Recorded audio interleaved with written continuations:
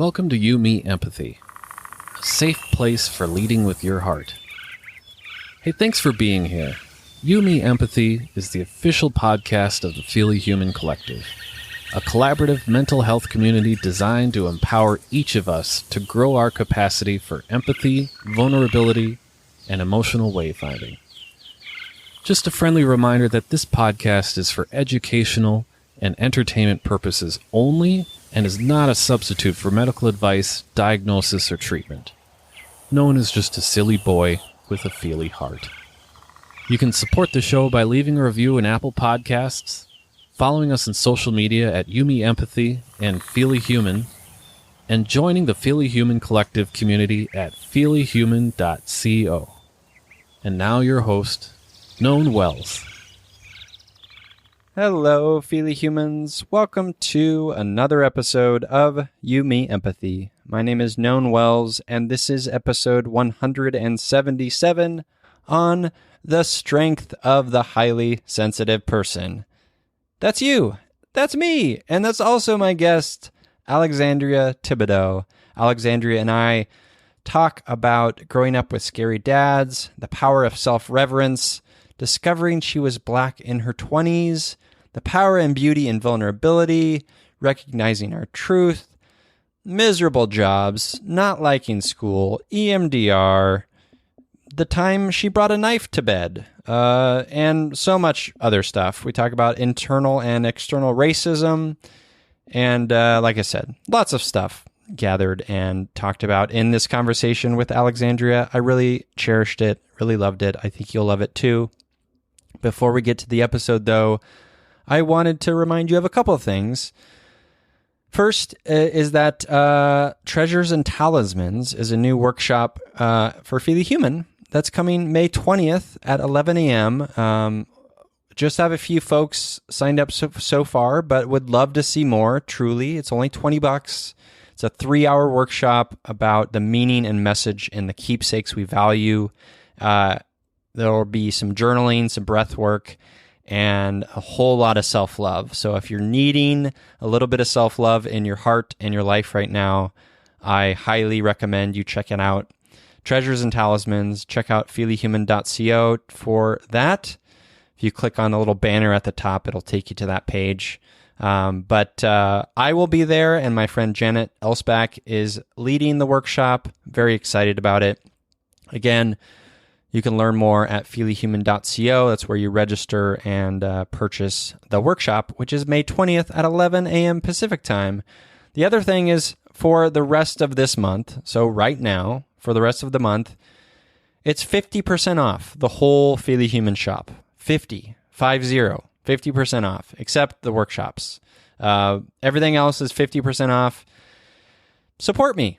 That's a way to support me if you want to do that, but it's 50% off because it's Mental Health Awareness Month, and support mental health advocacy and me. That would be wonderful. So if you want some pins or some t-shirts or a little empathy zine for your kiddo or a kiddo in your life, please go to feelyhuman.co/shop. Use the code IAMWORTHY. Because you are, use the code IAMWORTHY, all caps, at checkout. That gets you 50% off. And thank you. Thank you for supporting me. The last thing I wanted to say is, earlier today, I'm recording this on Sunday. You're hearing this maybe on Monday, but it's just a day between the time this comes out. I recorded with a woman, wonderful Feely Human named Carolyn this morning, and the whole time the connection wasn't great, and the audio was lagging, and I was feeling kind of frustrated by it, and also trying to stay present because I really cherish Carolyn. She's wonderful, and I really enjoyed our connection, what we were talking about, but also felt like it could be even more meaningful and deeper if like this stupid audio technical lagging situation wasn't happening. And then as I was sort of processing that, trying to stay present and having a wonderful conversation, of course the audio fails and I lose it all essentially. And so Carolyn and I decided to do it again. And again, we have another like very different, wonderful conversation. We considered the first as sort of like a first draft, and then it happened again. I think I got my side, but not her side of the audio. And I'm feeling frustrated, but I'm also feeling like, hey, I got to connect with a new friend and we got to talk about things that were meaningful, and I learned some things, and I'm just grateful. And I bring that to you and share that experience because I guess it reminds me, and maybe it's a reminder to you, that like, not everything works out the way we anticipate. Certainly, that's part of this lesson. And another part is allowing things to be what they are in the moment. So if I'm stressing about the fact that like, oh, I don't get this recording, I didn't get the whole recording, it wasn't perfect or whatever, I'm forgetting the fact that I just had 3+ hours of conversation with a new friend, and I learned some things, and we connected, and it was beautiful, and I loved every moment of it. So I don't know. That's how I'm trying to focus on it. It's a thing that happens in the world of podcasting. So I give that to you, and I thank you for listening to this podcast, You Me Empathy. I so cherish you for doing that. If you want to support me, again, 50% off right now. Use the code IamWorthy in the shop. You can support me on Patreon, patreon.com/feelyhuman. You can also leave a rating and review in Apple Podcasts. That's a free way to support me. If you'd like to do that, please do if you haven't. And thank you. I love you. Let's get to this episode. Episode 177 on the strength of the highly sensitive person with Alexandria Thibodeaux.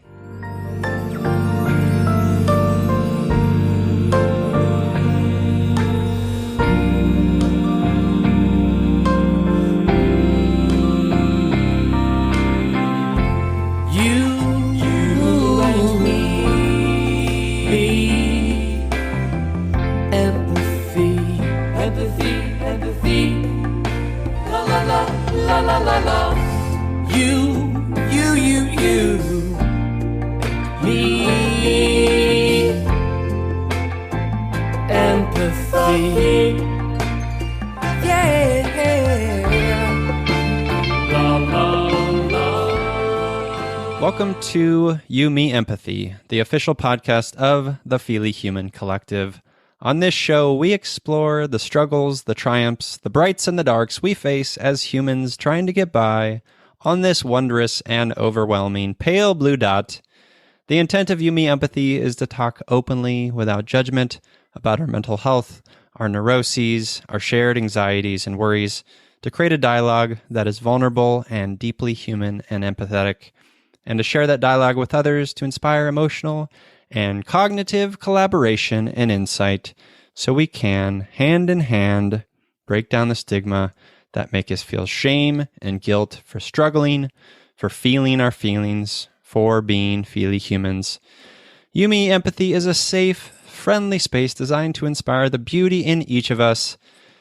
Today, I'm here in deep self-reverence because I'm here with self-relationship coach, highly sensitive person, and multi-hyphenate creative, Alexandria Thibodeaux. Hello, Alexandria. Hello. Thank you so much for offering me a place to speak to your wonderful community. I'm so happy to be here. Oh my gosh, I appreciate your enthusiasm, and I'm grateful you're here too, feely human friend.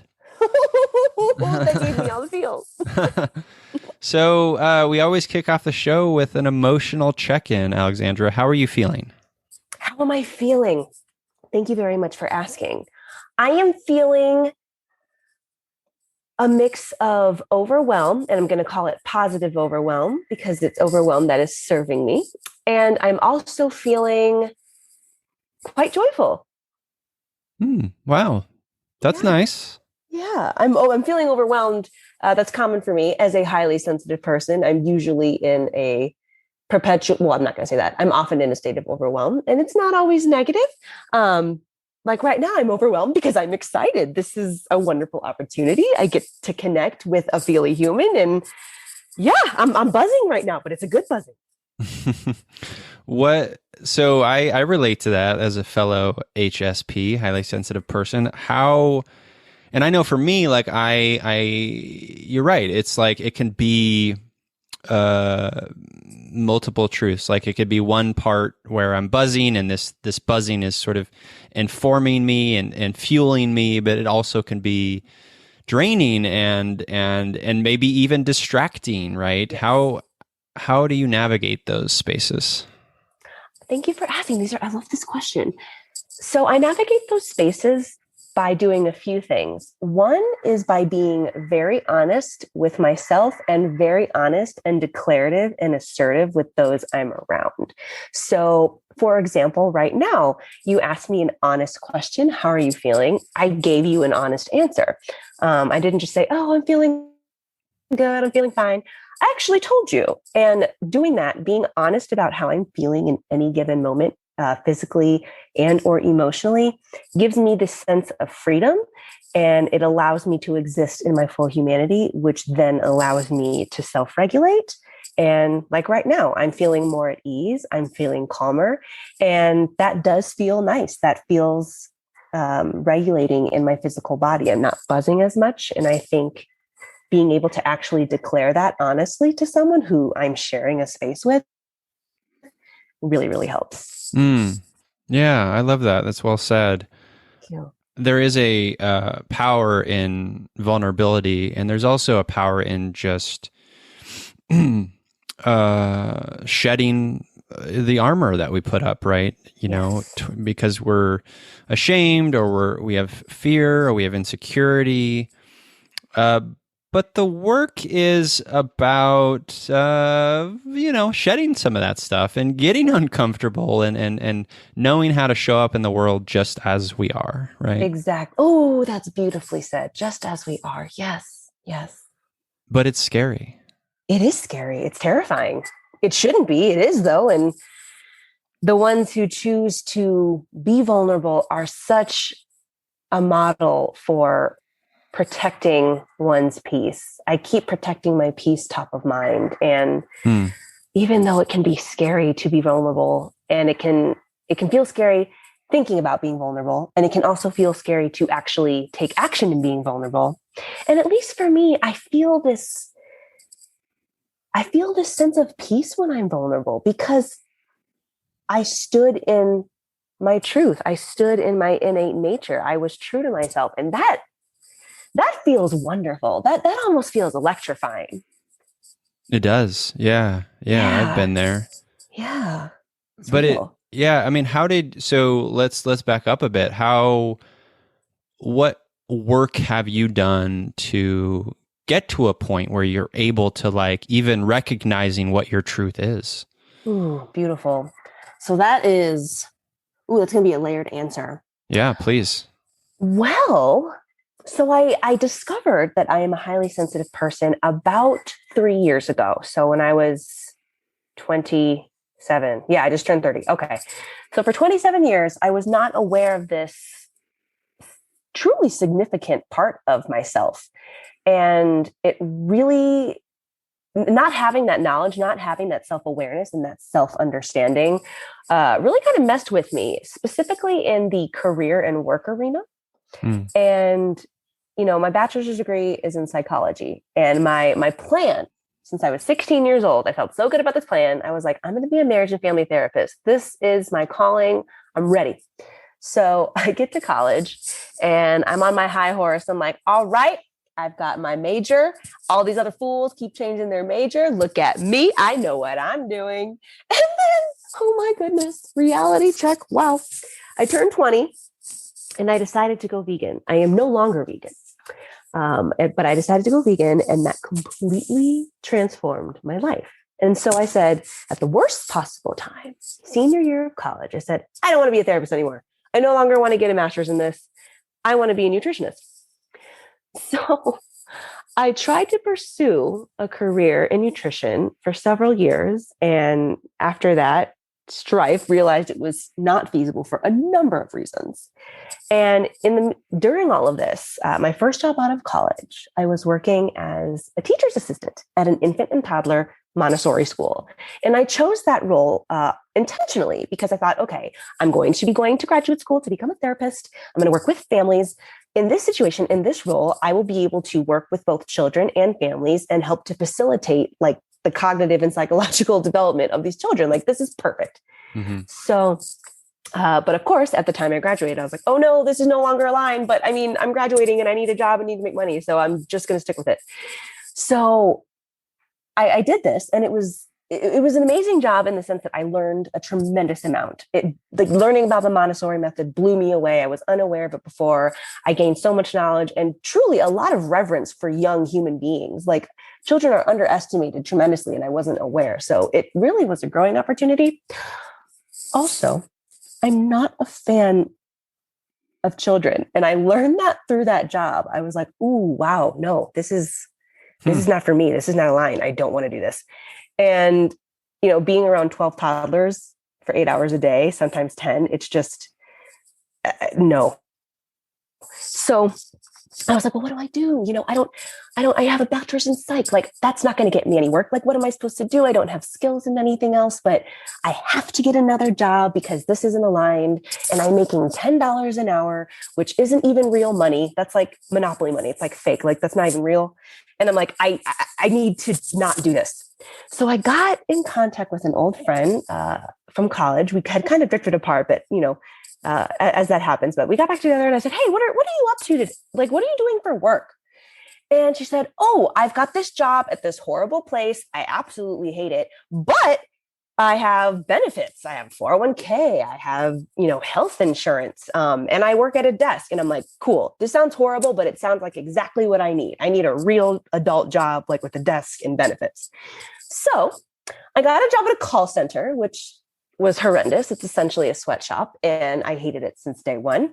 But I stuck with it because, again, the cultural narrative that is pushed is you need to get a job, you need to make money. It doesn't matter what you do. You just need to pay the bills, get work experience. And that narrative didn't align, but, I didn't have the confidence and security I have now to pursue otherwise.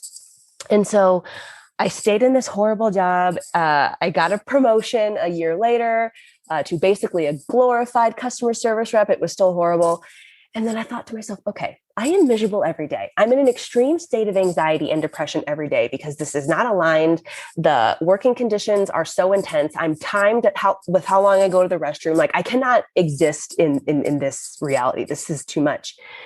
However, I still had that narrative. Well, I have to stay here because I need to make money and I don't have any other skills. I just have to continue being miserable. Yeah, I'm in a trap. So I said, okay, I am going to do something bold. I am going to get another promotion at this corporate company. I'm going to continue climbing the ladder. But this time, I'm going to really shoot for the stars. And I'm going to go for a position as a business analyst associate. I don't even know what that is. I'd never heard of it. When I read the job description, it was of no interest to me. They said you needed like a business degree or a math degree. I have a math learning disability, so it made zero sense. But I was like, well, I've been here for 2 years. I'm just going to go for it. I'm charismatic. I'll probably get the job. And I did. And I was like, this is going to be great. I'm making more money. I'm going to have, I have more prestige. Things are easier at the top. And they were. It was great for about 2 weeks. And even though the job was so much, easier and breezier, I was still so miserable. And so, long story short, worked at this hellacious corporate career for 3 years, eventually got the gumption to quit. And I said, okay, I don't know what to do with my life. I need to do something that is in alignment with my values. I don't know what that is, but I'm just going to start doing things. So I said, okay, I'm going to go into animal welfare, which makes zero sense because you either make no money in animal welfare or you make like $10 an hour. But I was like, well, I just need to be happy. And so I signed up for this program, like this volunteer program to do triage for, wounded wildlife. And I started doing that. And I'm like, nope, this is not a fit. Compassion fatigue is a real thing I was not aware of. I cannot be around wounded, dying animals. I cannot do this. What am I supposed to do? So shortly after that, I'm living in St. Louis. Me and my husband lived in St. Louis. We're currently in Denver. He gets a new job. And the CEO is like, you got the job. How wonderful. Also, by the way, I've decided to move the creative team to Denver. Are you down to move? And my husband and I were like, yeah, that sounds phenomenal. Yes, like, let's go.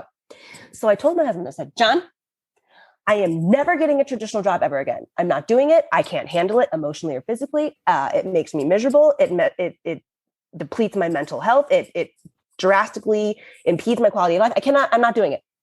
And so we move and financial panic ensues.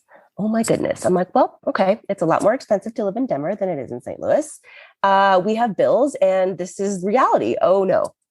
So I took a job at a staffing agency. Reluctantly, I cried on the way home from the interview because I did not want this job. And I lasted 2 weeks, had a breakdown, and I quit. And so this is a very long answer to your question.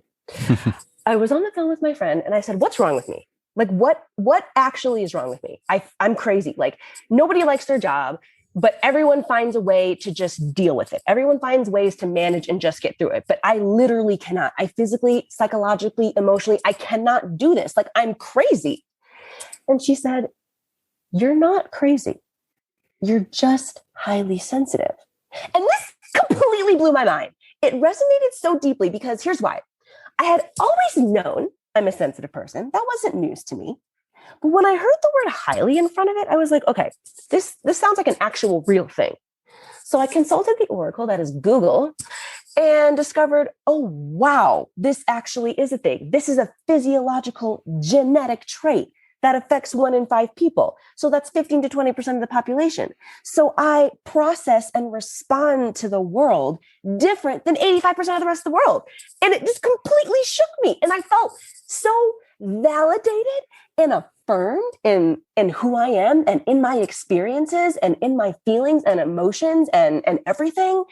And I was like, okay, now I know this is real. Now I know I'm not crazy or flawed. I don't have a mental disorder. I'm fine. I'm great. I'm actually thriving. This is actually an abundant, innate gift I possess. And once I got that validation, once I received that knowledge about myself, it completely changed the ways in which I approach life. I'm going to say that was the catalyst to what I'm going to call my identity rebirth and cultural renaissance. I started nurturing myself. I was going to say nurturing myself more, but I'm not even going to say that. I'm going to say I started to actually nurture myself once I realized that. Once I realized, oh, wow, this is me. You know, there's nothing wrong with who I am. Who I am is beautiful and who I am belongs. And I didn't feel that before because, you know, we live in a world where, you know, domineering competitive personalities are championed and mindful, empathetic, usually introverted people are not as well respected. So our world does not cater to people like us. Like that narrative is not entertained or championed. And once I got this validation and knowledge, it just, I can't say enough about it. It just shifted everything in my psyche. And now I'm totally self-serving. Yeah, I'm very self-serving now. It's served me very well. And it served others very well as a result. That was a very long answer to your question. Yes. There's a lot there to unpack. You gave me a long history of Alexandria. Before we get into like finding the thing that we are, which is such a powerful thing, as you pointed out, it's very validating, it's very affirming, it's very, oh, here's a door and an opportunity for learning more about myself. And that's a powerful moment in our lives. Yeah. I'm curious about how you were impacted before that, really. I mean, you talk about being in these jobs that were not very fulfilling and you know, such a human experience that is, especially post undergrad, right? Mm-hmm. Because I know for me, like it you know, there was a lot of, especially coming from a household that was violent and abusive, I put up a lot of armor. Mm-hmm. And before I could really start to truly heal and know myself, I had to shed a lot of that armor.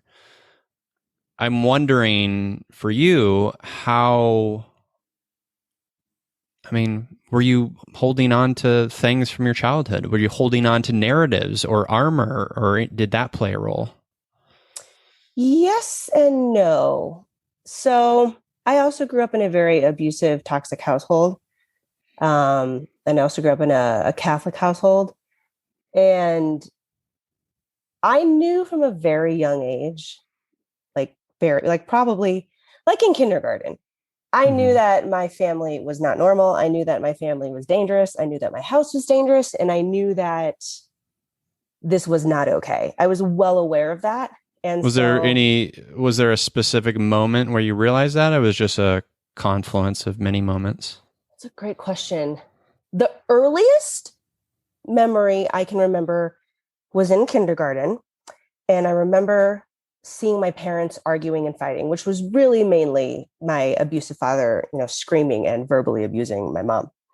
And as a child, I was like, well, this is wrong. And I remember telling my dad, I said, I am going to tell Mrs. Scarpino, who was my kindergarten teacher, said, I'm going to tell her that you two fight. And he was like, you better not do that. He got so angry, very strict, very stern. It was like, you better not. And I was like, okay, well, the fact that he just told me that and it was such a severe reaction further affirms that I know exactly what I'm talking about and that this is not okay. So that is my earliest memory. Did you talk about it with anyone, or did you keep it inside? I did share it. I did share it with my friends. I can't remember at what age I started to share that information. Sure. But I did share that with them. And I actually have a friend with whom I've been friends with since kindergarten. We're still good friends today. And I had a conversation with her about a year ago about this. She said, I remember when we were kids, this is probably, I don't know, 5th grade, 6th grade, maybe. She's like, I remember you telling me that you had to sleep on the floor with your mom in a separate bedroom, in a separate room in the house, and that you brought a knife in there in case your dad came in the bedroom at night. She said, and we had this conversation a year ago. She said, I remember you telling me that. And she said, I just want to say I'm sorry that I didn't tell anyone. And I knew that was not okay. I knew that was bad. And I didn't tell anyone. And I said, you know what? We were kids. I certainly didn't know what to do. I wouldn't have expected you to know what to do. Like, we were kids. So I was like, please don't feel any type of way about that. But I mean, yeah, she remembers me telling her that as a child. Yeah. So did you fear for your life growing up as a kid? All the time. Yes. All the time. I've called the cops twice. Well, I went to the cops once by myself. Me and my friend went to the police station and I was like, look at this scar, do something, help me. Nothing came of it. Like, they didn't help. Like, it was a futile attempt. And then another time I called the cops on my dad to come to my house. That also was a futile attempt. And then why were they futile attempts, do you think? That's an interesting question. I mean, obviously there's a whole sort of history of, fuck the police, to be clear, but also like, not believing women and violence towards, there's that whole piece of it that's pertinent, but I'm wondering if you've unpacked that question. I'm trying to, and my answer is going to be interesting. I think it's part of what you said, part of, not respecting and trusting women, especially young women. And the other thing, I don't know. I'm wondering if it's because I'm Black, if that has something to do with it. I grew up in Naperville, Illinois. It's a very lily white conservative community. And I didn't even know I am Black until I was like 26, but I didn't actually get affirmation until a year ago. So that is a wild story in and of itself. Right. And I'd like to get into that, but I want to stay here with your childhood a bit. Yeah. How did you, because, as someone who's, you're 30, as you said, you're coming into your own, you're finding what fuels you and fills your heart and what fills you up, right? What is important in you and how you show up in the world. And also, I know for me, like I'll be 40 this year, and there's such a narrative we hold on to from childhood that's deeply informed, right? Yeah.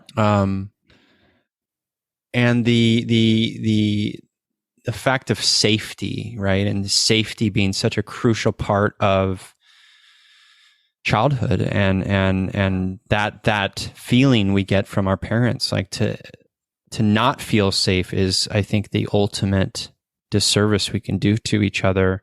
Yes. How does that feel to you when I say that? It feels very true. It feels not just true to me, that absolutely feels true to the human experience. Safety is an inherent part of existing on this earth. It's necessary. It's part of Maslow's hierarchy of needs. We need that. And when that safety is violated, it truly is traumatic. It truly shifts your reality into almost a warped one. When we feel unsafe, it almost, for me, feels like, what even is my reality? Am I in the upside down? Like, this Right. feels so violent and so backwards. It's a perversion of nature, right? Yes, beautifully said. Yes. Yeah. How did you protect yourself? I mean, you tried reaching out to the cops. Like, how else did you try to protect yourself? Mostly just through talking to my friends. I had two close friends who also, I mean, I don't want to speak for them. I was going to say, I don't, well, no, I had two friends who also had issues in the home, one of which I really related to because her father was also violent and unstable. So that's mainly what I did, just kind of venting to those friends who lived in similar situations, who could, provide empathy for me. But that's really the most of what I did. Sometimes I would journal. That wasn't a very consistent practice. Hindsight, though, I wish I would have done that more. I did it sometimes. And there was also therapy. My parents thought I was crazy. They thought I was unstable and manic, which I was not. And they're Why like, did they think that? Why? Because I fought back, because I didn't tolerate their abuse. I would talk back and say, this is not okay. If my dad physically attacked me, I would physically fight back. And I would defend myself. I would stick up for myself, and they thought that was radical and insane. And they were like, well, you're destroying the family, so we need to send you to a therapist to get you fixed. And It did nothing. I mean, they bopped me around from therapist to therapist because they were hoping the therapist would be like, oh yeah, she's very troubled. She's got a lot of issues. But that never happened. So they were frustrated, and they're like, okay, well, this therapist doesn't know what she's doing, so let's go find somebody else. And it never worked. And eventually they got so frustrated. They were like, okay, we're going to take you to this place called Linden Oaks. It's like a mental behavioral health center. Mm-hmm. They're like, we're going to get you tested by a psychiatrist to prove that you're crazy. I'm like, okay, go ahead. So we go, I get tested, and the psychiatrist is like, yeah, there's nothing wrong with her. And yeah, that was my experience. But I mean, I didn't even feel safe with therapists or anyone, because no one did anything. It's like, my parents are the issue, mainly my dad. And if you're not going to resolve the issues with him, like nothing's going to change. It got to a point where my mom was so desperate. She was like, okay, let's go to family therapy. Like, let's try to work this out as a family. And that was a horribly futile attempt. My dad, who is a narcissist, he has NPD, narcissistic personality disorder, which we did not know at the time. The therapist said nothing about it. No one has ever said this. I had to learn this on my own. The therapist instructed my dad to hold my hand, which was horrifying because I was like, I don't want to touch this man. And how old were you then? 15. Okay. I was like, ew, this is so weird. But, I would like to stop being abused. So if this is going to help, I'll do it. So my dad reluctantly holds my hand. It's so awkward. And she's like, all right, Jim, I want you to look into your daughter's eyes and tell her you love her. He argued with her for 15 minutes about why he shouldn't have to say it. Wow. And he never did. He refused. And, he gets so frustrated that in the middle of the session, he's like, all right, look, you're not going to change me. Okay. And she's like, I'm not trying to. He's like, you're not going to change me. And then he just gets super mad and like leaves. And that's it. Jim is done with family therapy. That's it. So then my mom and I just started going, and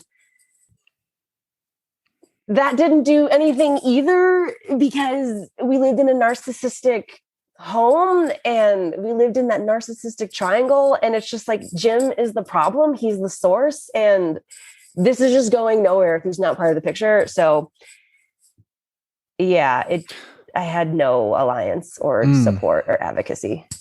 I mean, if I may, it also sounds like there was some gaslighting on your mother's part. Oh, very, very much so. My entire existence and reality in that family was gaslighting, and not just by them. I have an older sister as well who is 20 years older. She is my biological sister and my only sibling. I am one of two, and she is very similar to my dad in temperament, and you know, she lived in the house until she got married. So I think she got married at 27. So at that time I'd be 7. And those 7 years I lived with her were torment. She was so mean to me, just so hateful to a child. And when I remember at one point, I think I was maybe 16 years old. Yeah. Cause I could drive. I had a license. I was about 16. And at this point in time, Antoinette, that's my sister's name. She has never been kind to me. She's never been warm to me. She's, if anything, been blatantly and gone out of her way to be mean to me. And so I didn't have a relationship with her. I've never really had one. And I was about 16 and my dad was out of control. I was terrified to be in the house to a point where I was like, I really can't be here. So I reluctantly called her because I had nobody else. She lived about 20 minutes away. Then I said, hey, I'm really scared to be here. Dad is going insane. Like, can I come sleep at your house? She said no. She's like, no, you can't come here. And there was another time where I called again, like as a last resort. I had no one else to go to. And I said, I'm scared. Dad is going nuts. I'm calling the cops. Like, it's not safe here. And she said, fine, go ahead, call the cops, as if it was something I was doing to disrespect our father. So I had literally no advocacy. So like I said, from a very young age, I was like, I have to fend for myself or I will literally perish. Right. Yeah. I was thinking of, as a fellow sensitive person, I what I did was shut down and I sort of like put all these armors up, but I wasn't, dealing with, there was some physical abuse for sure, a lot of emotional abuse. I'm sorry you went through that. It's awful. No, yeah, thanks. But I also I'm thinking of how we, the survival tactics we take, we do what we can, we do what we have to. And it sounds like what you had to do, as you said, was I've got no support here. I'm going to, I have a biological drive to live. I am going to fight back in the way I can. And that's so devastatingly sad to me that you had to go through that. And I'm sorry. Thank you. I appreciate that. I'm here, I'm thriving. And, I pledged allegiance to myself. Essentially, I did everything I could. I was very fortunate in some ways in which others are not. Like when I turned 16, I was fortunate enough to be given a car, and that car was my safe haven. And if it was too frightening to be in the house, I was like, well, I basically have a portable house. So I would leave and I would attempt to find an empty parking lot to sleep in my car. And that didn't even work. I would get calls from my dad being like, if you don't come home right now, I'm going to report this car stolen, which he technically could do because the car is in his name, obviously. And I tried everything. And eventually I left. Eventually I did leave the house for about 2 weeks. I moved out, so to speak. And I stayed with a friend for 2 weeks. When you were a teenager or 18 or 16? About 16. That was about as wild as it got. It got to a point where, and that was amazing. I was so grateful to have had that 2 weeks off, so to speak. I bet. That was an experience. I'm thinking about the outlet you had with your friends and being able to at least share, talk about it.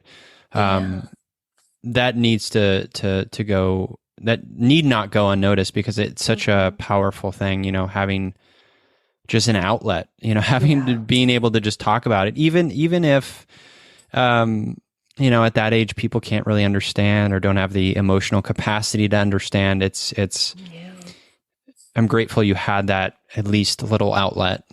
Thank you. I appreciate that. I'm very grateful I had that outlet as well. They were tremendous support for me during that time. So you have this abusive childhood that seemed very unsafe and scary, and you clearly have this drive in you, Alexandria. Do you do well in school? No. You don't? Okay. Tell me about that. No, I don't. I really dislike school. Me too. Tell me more. I can't stand school. And it makes sense for us, I think, as highly sensitives. I mean, it's just so structured, and everyone is expected to learn at the same pace and learn in the same way. And that's just not how humanity works. And I found that very restricting as a kid. And I actually, I would say I was like a B student. I wasn't a horrible student. I was like a B and C student. I got some A's here and there, like if I cared enough, or if it wasn't too hard, but I just don't thrive in that very intensely structured setting with these cultural expectations and dogmas. It's just, I don't like it. Do you think it felt triggering at all? Ooh. Whoa. I've never thought of it in that way. You just totally transported me. Yes. I'm going to say yes. I do find it triggering. Absolutely. Yes. I only asked that because it was for me.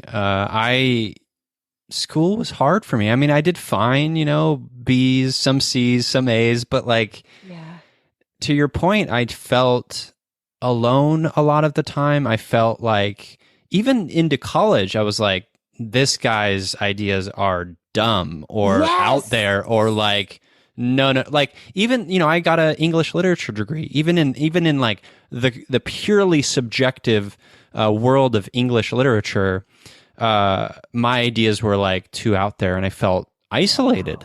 Wow. Oh my gosh. I'm sorry you experienced that. It's just, no one should experience that under any circumstance. And it's just extra like ass backwards that you experience that in a creative arena. I mean, right? That's just what? But that's the system. These are the systems we live in. And for sensitive, feely people, it does feel like you're alone a lot of the time until you find your people, right? Absolutely. And the intensely competitive nature of school never jived with me. Like, people sharing their grades. And I'm like, why are we, it's just it's competition we don't need. And, people trying to get in these honors classes and, talking about their GPA. And it's just like, oh my God, this is going to bring my GPA down so much. And I'm just like, I don't need this. This is extra drama and extra, it's just an extra stressor. Like, I don't want to feel obligated to like share my grades with you, or to be in competition with you, or to somehow develop an opinion that I'm better because I'm going to this school. It just, Yeah. So tell me about the girl in you who said, I want to be a psychologist or a therapist. Like, is that the girl who's like, I'm going to fix my parents, or I am going to fix what could have been? Yes, I think it's half that and half I want to be a support and a safe space for those experiencing that. When I started going to therapy as a teenager, which was not my choice, my parents made me, but I was like, this is cool. Like, I'm not getting that much out of it because, I'm a kid and whatever, but I was like, this is cool. This is important. This matters. And I want to do this. Like, my life is so hellacious. I want to turn that around for other people. Like, if I can be in a role where I can potentially do that, especially for youth, yes, sign me up. Let me fix families, because this is no way to live. Yeah. So yeah, that's initially what drove me to an interest in that profession. And even though you're forced into therapy, what did you learn during those times? Lovely question. Important question. What did I learn during those times? Well, honestly, I learned that I was correct. I learned that there was nothing inherently wrong with me. I learned that I was not actually flawed. I learned that I was not a bad person. I already felt that way, but it was really great to actually get affirmation from someone who was a professional in that setting and who has experience working with a variety of diverse people. That was really great. I was like, okay, cool. Like I was correct. I know myself. I am secure in who I am, and I am secure in the knowledge of what I believe to be right and wrong. What else did I learn? So in that, I'll interrupt real quick. Sure. In that feeling, and that's so empowering. I love that you felt that, and I'm grateful that the therapists have validated that for you, because I could imagine how isolating and alone you might have felt during that time. So when did you feel as though, like, okay, at least I got the therapist, I got me on my side, and it's like me versus my family? Did it feel like that a little bit? Yes, 100%. So there was one therapist in particular I stuck with for a while. I saw her individually, and I also saw her with my mom. And she was the last therapist I saw in my youth.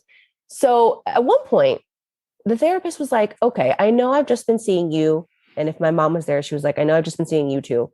But I really would like to get the whole family together once more, but I want to get Antoinette involved. That's my older sister, who at this time is married, has her own kids, like living her own life, which I thought was interesting.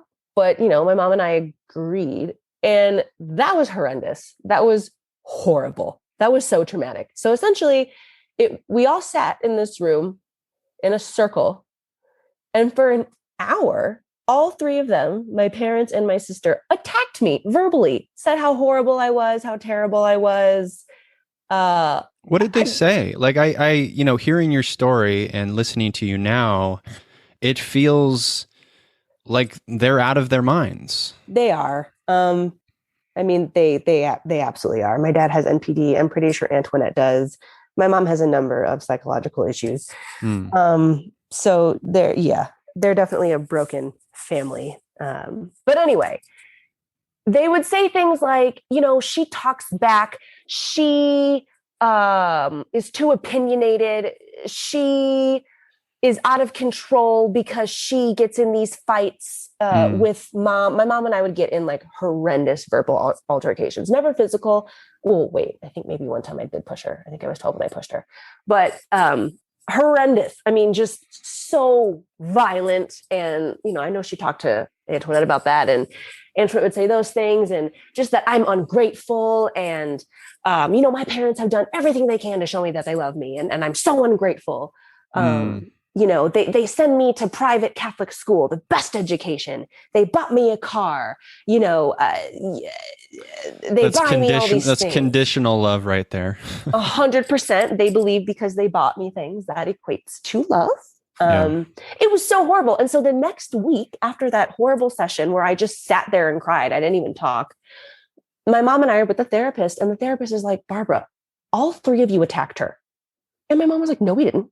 And she's like, yes, you did. I was there. I facilitated you. She couldn't even talk. You just all attacked her. And she did not believe it. She was like, that didn't happen. It just, yeah. Wow. Yeah. Wow. Yeah. Wild. That is wild. And I've had similar experiences with certain members of my family that I won't get into right now, but I know how hurtful that can be. So I'm sorry. That's sucky. It is sucky. And I appreciate you holding space and for your empathy. Yeah. So you're in therapy as a teenager. Tell me about your first therapeutic experience that you chose yourself as an adult. Ooh, my first therapeutic experience I chose as an adult. Okay. I did this when I was either 22, I think 23. And I sought out a holistic therapist. I was like, I don't want someone who's conventional. I want like a hippie weirdo. That's what I want. And I found someone, and to be honest, I don't think that we were aligned. I saw her for maybe like 8 months and I didn't get a lot out of it. And that's partially my fault because I did not feel that aligned connection and I didn't speak up about it. Also, there were certain things that I was holding back as well. So like, I just didn't show up fully. So that wasn't the best experience. Sure. Sometimes we need to go through those. Yeah, I agree. Yeah. You can't just find any therapist. You got to find the right one who you truly connect with. And that takes work sometimes. And that's okay. And then have I seen a therapist after that? I don't think I saw a therapist after that individually. However, my husband and I engaged in couples therapy about a year and a half ago. And that was wonderful. I specifically sought out an HSP therapist who is highly sensitive herself and who works with HSPs. And that was a really therapeutic experience. That was tremendous. How so? What did you glean? Oh, we did. Let me go back. The first therapist, the one I didn't really connect with, she actually introduced me to EMDR. I forgot about that. That is very significant. Are you familiar with that? I am. I've done it myself. Oh my gosh. That was incredible. That was amazing. I was like, what is this? This is literally the power of my own mind. How is this happening? That was amazing. And then we did, my husband and I did EMDR in our couple sessions. We did it individually while in sessions together. And that was tremendously healing. It was healing for me to experience on my own. Mm-hmm. And it was also very healing to observe and witness my husband experience that, to watch him do like a 35 minute EMDR session and see the changes in his mind was just incredible. Yeah. EMDR can be very powerful. Absolutely. Were there specific, I know when I did it, there's a lot of like, visualizing. You kind of go back to moments mm-hmm. maybe in childhood, traumatic moments. Mm-hmm. Did you do that kind of work? Yes. All of my EMDR work was centered around my childhood trauma, specifically, I shouldn't say specifically, mostly with my dad. Mm-hmm. Mm-hmm. Yeah. And I actually still have more to do. I haven't seen that. We stopped going to therapy about a year ago, but I started seeking out my own therapist and I had my first appointment on April 9th because I'm like, I need some EMDR in my life now. Good. Yeah. And what is, maybe relationship is too compassionate of a word here. And then, or maybe it's a judgment. What is that like, your relationship like with your family now as a 30-year-old? I don't have one. Okay. I severed those trauma bonds in December of 2019. So my parents and my older sister no longer have access to me. And how did you, I understand the fodder for that decision, but how did you work through that emotionally? Ooh, wow. Well, how did I work through that emotionally? The reason I kept my parents in my life for so long, I'm going to be completely honest. There's two main reasons why I did this. Three main reasons why I did this. One is I felt obligated to maintain a relationship with my mom because I know that my mom, hold on, let me be very intentional here with my words. I'm going to say my mom cares for me. I don't know if she cares for me in a true, genuine way or if she cares for me in like a socially acceptable way. I don't know. I'm leaning towards the latter. I do not know though. So I felt obligated to maintain a relationship with her because her life is terrible. She's married to my dad and, he's verbally abusive to her. They're still married. Oh, yes. They're still married. They've only ever dated each other. They've never been in a relationship with anyone else. And they're fairly old. Like my parents are older than parents of people my age. Like my dad was born in 47. My mom was born in 49. Mm-hmm. They got married when my mom was 20. My dad was 22. They got married in 1969. Yeah. Yeah. And it's like my mom is trauma bonded to him. Yeah. And has suffered psychologically a lot. And, she loves him and is faithful to him and pledges allegiance to him, and she can't see outside of that. So I felt bad for her. Plus, she has a number of physical diseases. Like, she's a very ill person. So I just felt bad, even though it really was not healthy for me. So that's why I kept him in my life for so long. That's one reason. The other reason, going to be honest here as well, is my parents are pretty well off financially. And I was like, they're a safety net. Not my dad. He's extremely frugal, and my mom will give me money and she won't tell him. It has to be a secret or he'll freak out. But I was like, life is expensive. It's so hard to make it in this world. Like, millennials are suffering. I'm so broke. So I'm like, I need to have her as a safety net. Sure. The other reason is I was like, if I piss off my dad enough, if I do this, he will take me out of the will, and I want his money like that. Like, he at least owes me that. Like, are you kidding? So that is why I stayed for so long. And then my parents celebrated their 50-year wedding anniversary in November 2019. And they were all excited about it. Or I guess my mom was. So she was like, okay, here's what I'm going to do. I'm going to fly you and John, my husband. She's like, we're going to fly you out here. And we're going to fly Antoinette and her husband and her kids out. And I was like, this sounds horrible, because I haven't been in the same room with Antoinette in like a decade. Like, we don't see each other. Like, we don't visit family at the same time. We have completely separate lives. Like, we're not family. So I was like, this sounds really weird, but you're offering to pay for our flights, which that's all I'm kind of seeing right now. So sure, I'll do this obligatory thing to maintain staying in the well and all this other crap. I should not have gone. So we go, and it was horribly traumatic. My sister was so disgusting. Her behavior was so awful. The behavior of my dad was awful. It was very traumatic. Not even just for me. It was traumatic for my husband. At one point, he just was observing how rude Antoinette was to me. And that alone made him cry. Like, he is in the bedroom crying because he's just like, this is so messed up. Like, this is horrible. Like, I can't. And so it turned out to be this horrible thing. And I was like, this is it. This honestly, like, this really, I've said this before, but this actually is the final straw. I am done. The money is not worth it. None of this other stuff matters.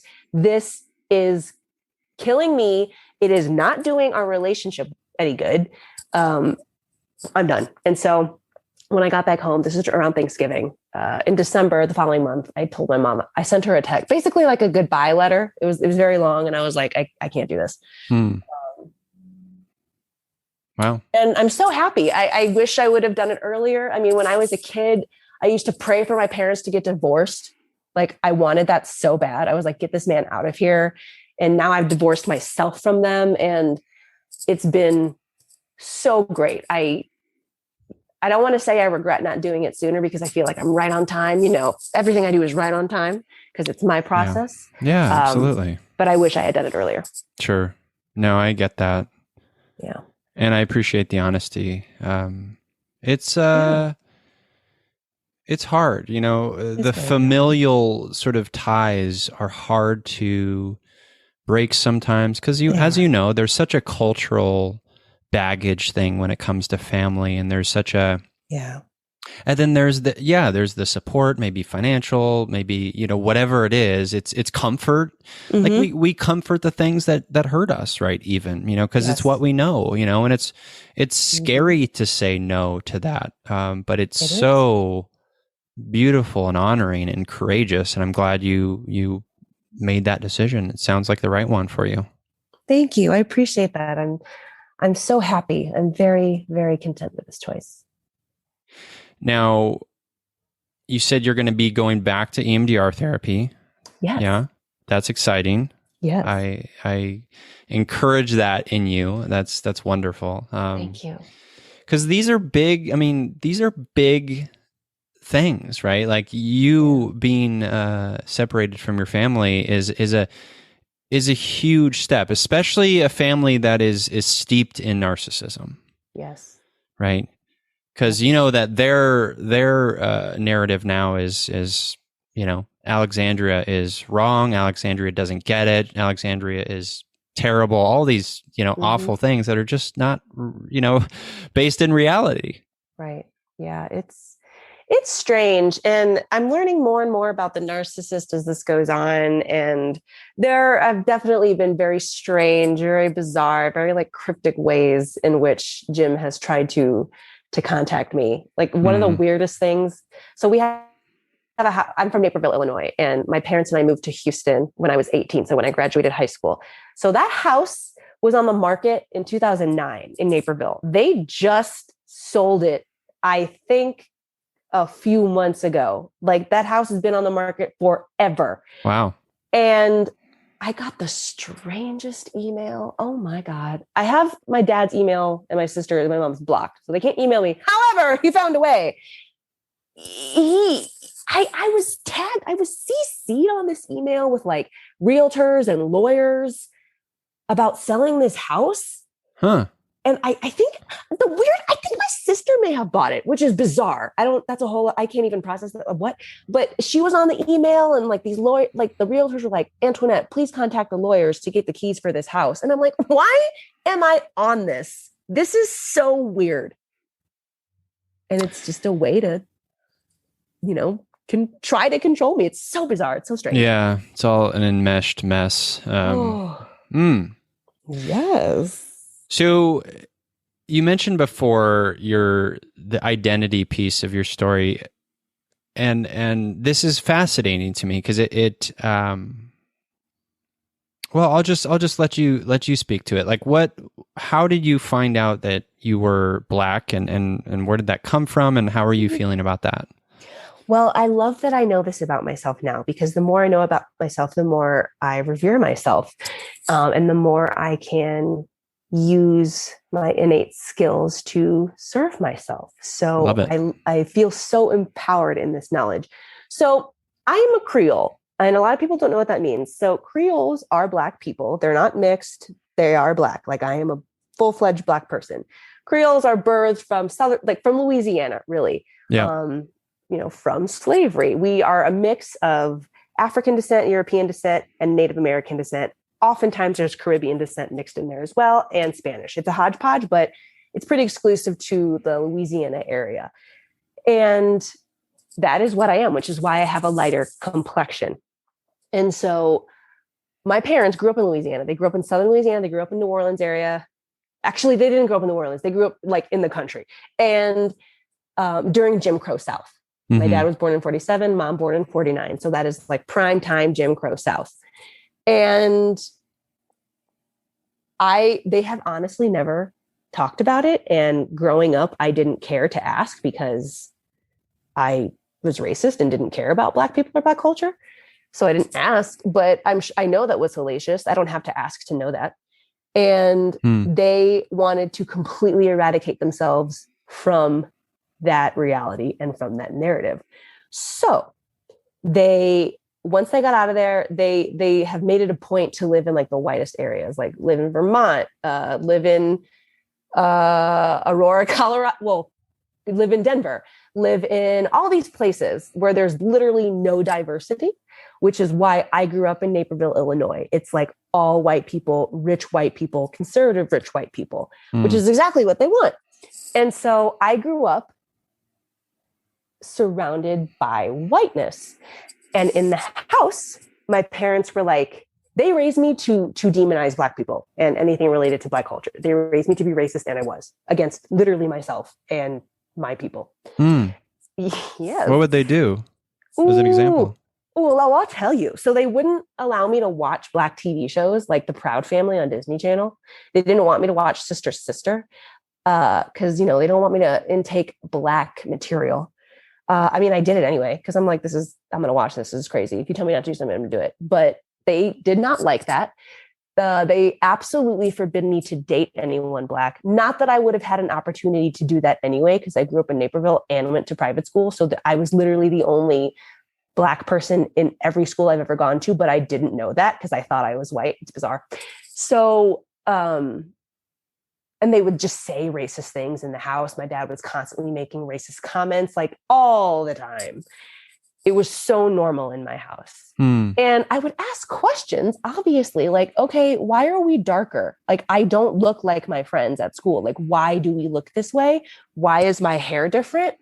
And it was always these weird answers that made zero sense. It was like, oh, well, we're Native American, so that's why our skin's a little darker. It's also the French in us, which also makes no sense because France is a European country. What? Mm-hmm. And but as a kid, I'm like, oh, okay, sure. And even though I visually was able to see, yes, I am different. My hair is different. My complexion is different. Like my build is different. Like I was conscious and very aware of that. That was never out of my awareness. But at the same time, I was like, well, I'm still the same though. I'm just a different kind of white. Like it's not different. It's just amazing what the power of gaslighting. Oh my God, especially on a young mind. It's wild. And so, and people knew this about me. Like my friends knew this about me. Like if people would be like, hey, are you mixed? I would get super offended. Like, don't you dare even consider the fact that I'm Black. Like I am not, I am white. Like, wow. And my parents were like, we're three things. We're French, we're Spanish, and we're Native American. We're nothing else, especially not Black. We're just those three things. You're Cajun. They did not use the word Creole. Creole was part of their vernacular, but they did not say we were Creole. They said we are Cajun. Cajuns are white. Creoles are Black. Did not know that as a kid. And so then I met my husband, John, who's the whitest person in the world. And I met him at 20. And we started dating. And he was like, this is not okay. Like, you're racist and this is not okay. This has to change. So he literally fixed me. He's the one person that got through to me because he's the one person that tried to convince me otherwise. Everyone else is like, ooh, don't even bring up Black stuff to her. She will not like it. But he was like, no, this is not okay. We're going to talk about this and I'm going to help you because this is crazy. So John helped me to become not racist. Wonderful. And then when I was 26 years old, my parents decided to do Ancestry.com, which blew my mind because I'm like, if you do Ancestry, like, I know how you've raised me, but I'm pretty sure we're Black. Like, you're from Louisiana. I know what I look like. It's this big secret, but I'm pretty sure. So they do it. And both of them have significant African ancestry because they're Creoles from Louisiana. You look at us like, of course. So I was like, parents, what do you have to say about this? And my mom gets all flustered. She's like, well, just because there's African countries on there doesn't mean that we're African. It's just a for instance. I'm like, no, this is DNA. That is not how science works. And my dad's like, well, here's the thing. Since we're mostly white, the reason there could be African countries on there is because the white countries with which our ancestry derives colonize those countries. And I was like, you just created this whole thing. What? And it's also backwards. It's also so backwards because then he said in the same sentence, he's like, I'm not surprised. I'm not surprised there's African in there. I'm not offended by that. But you are. Like, you will not say that you're Black. You're saying that you're white. And you also live in Houston. There is no way you're white passing in Houston. Are you kidding? And I was like, okay, so the results are in. The DNA says I am 100% Black. Well, not 100%, but you know what I mean? Like, it's in there. It's true. It's real. And I was like, okay, now I have the science to back it up. But I didn't fully internalize that truth because I had no one in my bloodline to confirm it. Antoinette thinks she's white and she's darker than me. And I don't have a relationship with extended family members. They all live in Louisiana. They were so far away from me. I growing up in Chicago. They're a lot older. So and my parents also would very much curate how I would take in family members. So when we go visit family in Louisiana, which, hello, we're a group of Black people, we're a Black family. But, my parents would say things like, oh, so your cousin so-and-so, who is like darker than we are, who does not look like we do. He looks darker. They're like, my parents would say, they're not actually our family. They're just part of our family because our family married them. So they're Black. We're not, though. And so they would, try to curate how I would take in the reality of these people who are my family. And so I just developed these opinions like, okay, well, I don't like them because my parents told me not to like them. I don't like them because my parents said this. So I just had no interest.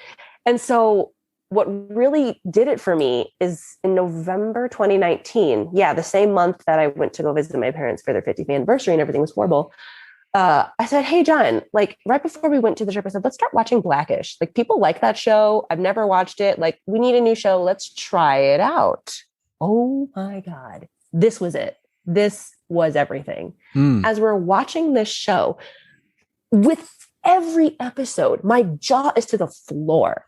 I'm like, oh my God, I'm Black. Like this confirms it. Like my family uses the same vernacular as the family in the show. They have similar values and beliefs. They talk the same. Like there are certain cultural things where I'm like, oh my God, I actually did have a Black experience. My parents tried to make it so white, but like in the house, it blew my mind.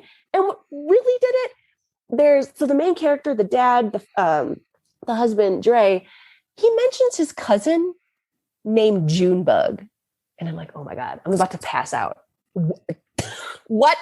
My dad has a cousin named Junebug. And growing up, I was like, who's named Junebug? Like, that's so weird. Like, my family is so weird. Why is there someone in my family named this? This is bizarre. Like, no wonder my family doesn't like says these negative things. Like, this is so weird. Then I see this on the show, and I have very few Black people in my life because of my upbringing. So I call my friend Shalonda, who is Black, and I'm like, Shalonda, I'm watching Blackish and I'm shook right now. Dre just said that he has a cousin named Junebug. Is this a Black thing? And she's like, girl, if you have somebody in your family named Junebug, you are Black. We all knew. You just didn't know. And I'm like, oh, what? So that I'm going to say is like the real catalyst to my identity rebirth as a Black woman. I was like, this is it. And so I basically made this post on Facebook of like my Black coming out story, if you will, sharing the stuff about my parents. And what shocked me, oh my God, so many people on Facebook, and I'm not active on Facebook. I can't stand Facebook. I don't like it. I'm only on it for business purposes. All of these family members, cousins came out the woodwork who I'm like, how do they even know where I am? Like, I don't follow them. Do they follow me? How did they find me? How'd they see that? What? And they were commenting and they were like, oh my God, I am in tears right now. I did not know that your parents raised you to believe you're white. We're all Black. We've always been Black. Like, I'm so sorry this happened. Like, it says Negro on your parents' birth certificate. They went to all Black schools. What even is this?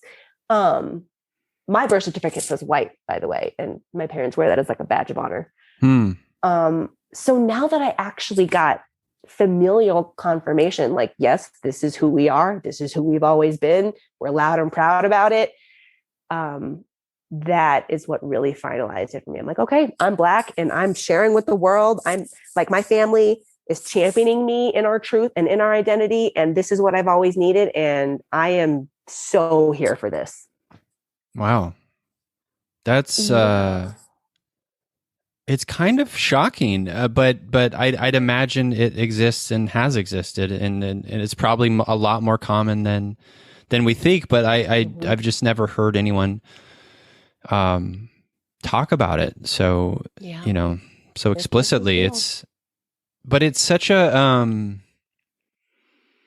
I appreciate you sharing it, because it is such a I guess example of the work that needs to be done in us, within us, and in our systems, right? Like, absolutely.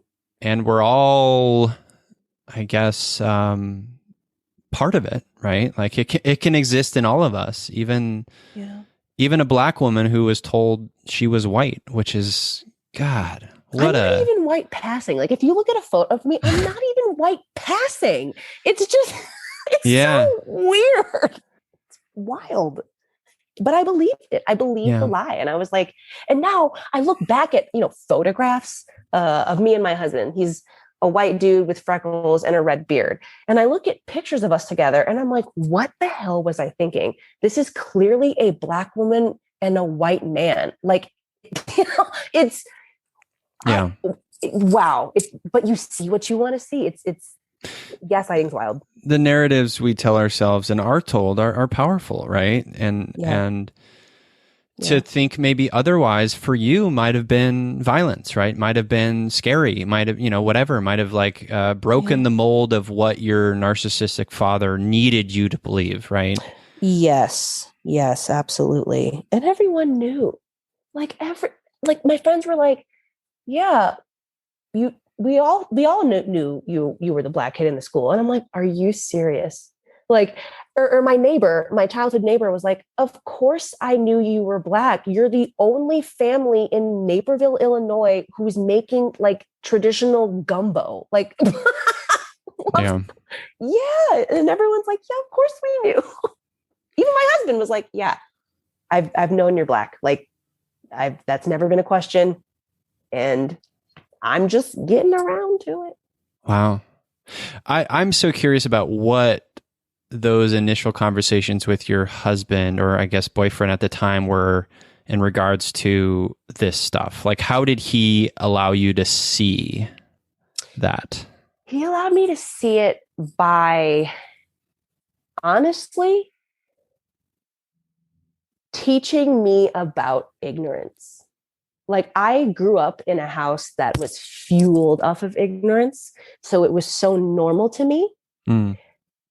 And so for someone to present this idea, honestly, at 20 years old was radical to me. Like, I always felt justified in my racist thoughts because nobody challenged me. People were like, yeah, I get it. I'll respect you and what you want to be called and don't want to be called. And I'm white, so I'm not going to argue with you. Like, I assume that's what people were thinking. So in my opinion, I was like, yeah, I know that these thoughts aren't great, but I also know that it's just part of it's very common. Like, it's part, like, this is common in America. Like, America's just racist. Like, and I just accepted that. And I was like, well, some are racist, some are not. Like, this is just who I am. I don't really care. And he really just expanded my mind. He's my biggest expander. And he approached me from a place of compassion and from a place of empathy. He didn't talk down to me. I mean, he was assertive. He was like, this is really not okay. And this is harmful and this needs to change. But he didn't make me feel like a bad person. He didn't make me feel inferior. He genuinely approached it with an open heart and an open mind and with compassion. And it was easy to listen because of that. Mm-hmm. Yeah. Yeah. He saw you for who you were, which is someone who had to go through a great deal of trauma, and a trauma. I mean, I think this is another layer of trauma, if I'm being honest. Yeah.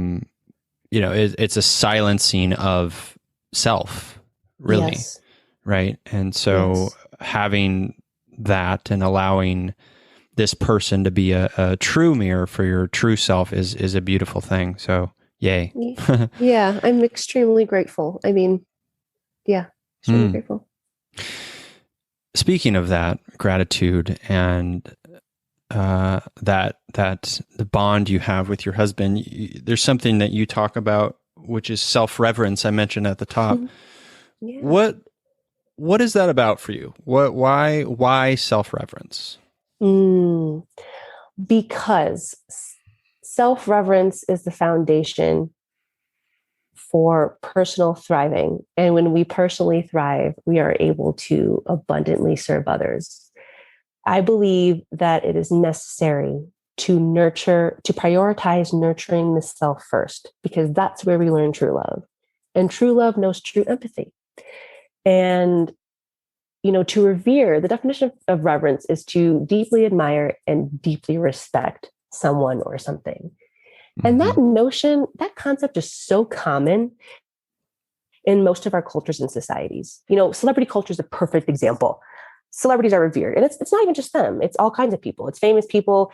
We revere political figures. We revere our families. A lot of us revere our parents, but very rarely do we actually revere our very own selves. And I say that self-reverence is different than self-confidence. Self-reverence is self-reference is different than self-love. Self-reverence is self-love in action. So if someone is feeling self-confident, that is a feeling of security in one's abilities and in one's skills. And a feeling of confidence in your skills and abilities is totally different than actually putting that feeling into practice and doing it consistently. So when we operate from a place of deep admiration and deep respect for ourselves, that completely changes the game. It's just abundance after that.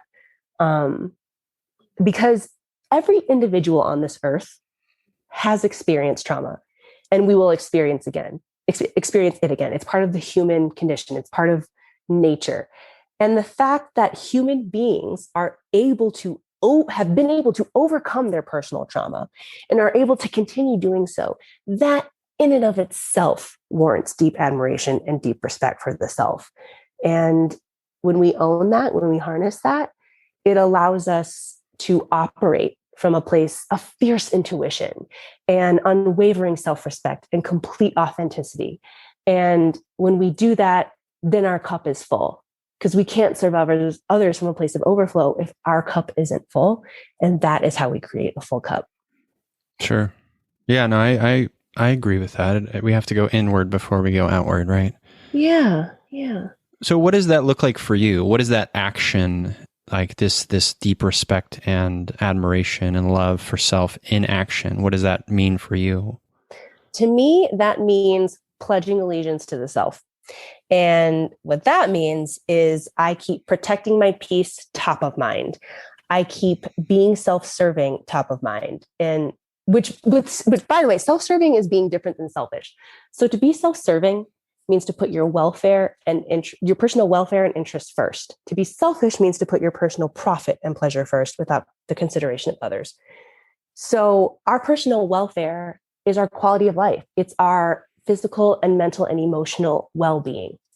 Our interests are our goals, our desires, our dreams, our missions, and our movements. And so I always make it a point to operate from that place. I give my attention to who and what serves me, not to who and what doesn't. I consider myself an untamed woman. Glennon Doyle's memoir, Untamed, completely transformed my life. I think every human being on the planet needs to read that. Great book. Oh, you've read it? I have. Oh my God. I am obsessed with it. And I know she wrote it with women in mind, but I think however you identify, every human needs to read this. I agree.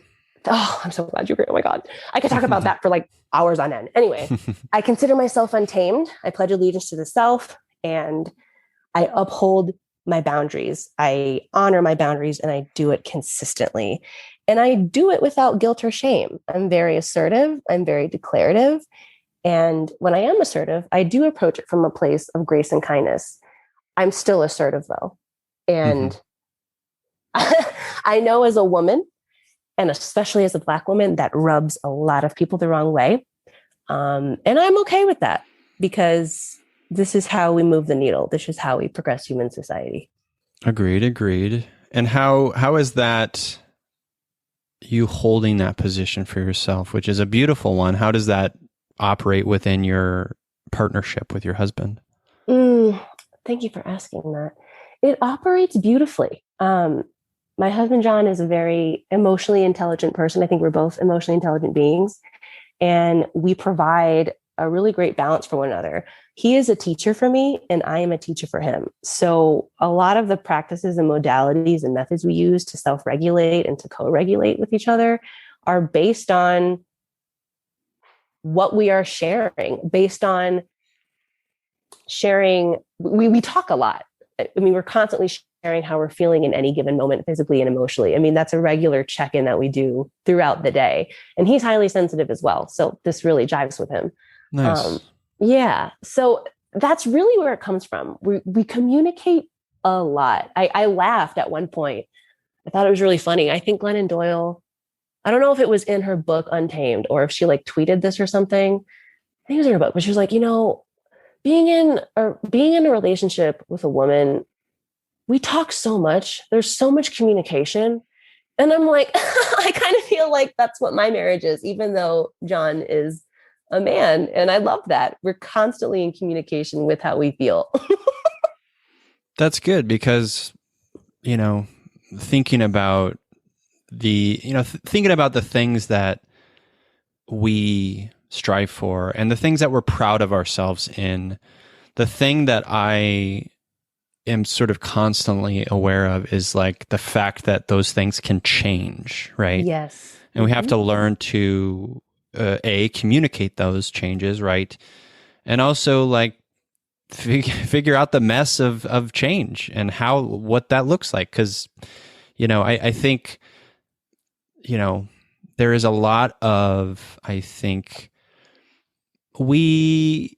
I mentioned it before, we get comfortable in the things that we're comfortable with, and they could be empowering, positive things, but sometimes we also change. Sometimes we have to unlearn the things because, maybe it serves us for a time and then a year from now it doesn't, right? And that piece of it is often very difficult for humans. It is for me, certainly. Yeah. It is hard. I mean, that's why we went to therapy. We were just like, we are not understanding each other. There is a block here. We're both so overwhelmed that we cannot see the other person, and we need help navigating that. Mm-hmm. And the therapy was so incredible. We did it for about a year, and wow, I think every partnership, married, not whatever, could benefit from it. You just learn so much about yourself as an individual and about who you are as a partner. It was amazing. Yeah. No, I agree. It is it's good to be seen in kind of like a neutral space. Absolutely. Yeah. It's very eye-opening. Yeah. So let's talk about empathy heroes, Alexandria. Every show we kind of start to wrap up by talking about the people in our lives who are compassionate, empathetic, feely people. They could even be characters from stories we love or movies. I'm going to go first to name my empathy hero to give you a chance to think about yours. Okay. My empathy hero this week is Jenny Cowell. I don't know how to pronounce her last name. It's Kowal. She is the founder of Anytime Creative. Ooh. And I'm calling her out because she created this product called self-care adventure cards. And wow. I've been sort of working on a deck of cards for Feely Humans for some time now. And I purchased this set as a research thing, but also I was just like blown away by Jenny's the design of her landing page, like the whole of it. And then I got the cards in the mail this week, and they're beautiful and very inspiring. And there's like 5 different, sort of categories of self-care that she explores, and there's like a little guidebook, and it's just so well put together. And I just love them, and I cherish them, and I'm excited to kind of have them be a part of my practice of self-care. So yeah. So I'm calling out Jenny Cowell of Anytime Creative. Listeners, if you want to check out the self-care adventure cards, I'll link them in the show notes, but you can go to anytimecreative.com to check that out. Ooh, I'm going to check her out. I'm very interested. Yeah. Wow. Thank you for sharing. Yeah, you bet. Who's your empathy hero? Who is for this week specifically? Doesn't whoever comes to mind. It doesn't need to be this week. I name them each week because I record. I have a new episode every week, but it could be your all-time empathy hero could be Glennon Doyle. It doesn't matter. Oh my God. I mean, yeah. I'm going to go with Glennon. I'm obsessed with Glennon. Oh my God. Like there's not a day that goes by that I don't think about Glennon, and there's not a day that goes by that she doesn't inspire me or that I don't reference her wisdom. Glennon Doyle 100% is my number one empathy hero. I will mention someone that's not as famous though. His name is Nate Postlethwaite. I follow him on Instagram, and he is such a model for empathy. All of his posts, all of his content is about supporting individuals who are trauma survivors, supporting individuals who have been involved in abusive relationships. Very empathetic, very validating, very affirming, and just very kind. Everything that he says is rooted in kindness. And I feel everything I read that he posts, it feels like a big hug. That's nice. Nate Postlethwaite. Awesome. Yeah. Great. Yeah. Well, Alexandria, where can the listeners connect with you and learn more about the wonderful work you're doing? Oh my goodness. Thank you for asking. You can find me at alexandriathibodeaux.com. You can also find me on Instagram. I'm very active on there. I'm at Alexandria Thibodeaux. And you can find me, I have a podcast of my own. It's called The Library of Alexandria. So you can find me there. Amazing. Well, listeners, I'll make sure to include those links in the show notes for this episode. Alexandria, thank you for being a part of this and being so open and vulnerable, and I'm grateful. Thank you. No, thank you. Thank you. I mean, your work is so important. Your work is so necessary. Your movement is necessary. So thank you for the work that you're doing. Thank you for your contribution. And again, I've said that I'm going to say it. I'm going to say it a lot. I'm just so grateful that you offered me an opportunity to share my voice. Black people, especially Black women, our voices are not amplified enough. So thank you for your contribution. Yeah, thank you for saying that. And you're welcome. And to you listeners, as I always say, I'm here, you're here, we're here together on this wayward, overwhelming, awe-inspiring pale blue dot. We have each other. It's you, me, empathy.